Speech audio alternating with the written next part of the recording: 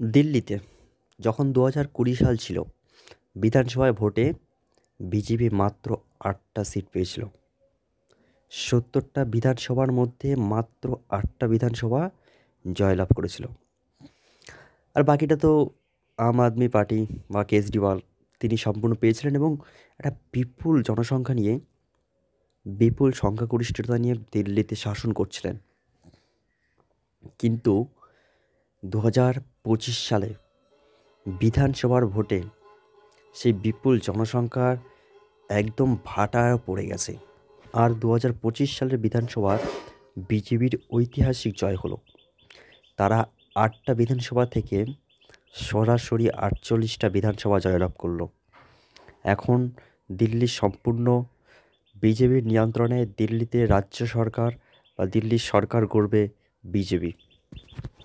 মোদিজির guarantee card এখানে ব্যাপকভাবে কাজ করেছে। আর কাজ করেছে অরবিন্দ কেজরিওয়ালের দুর্নীতি। এই দুটো ইস্যুকে নিয়েই বিজেপি আজকের বাজিমাত করলো দিল্লিতে।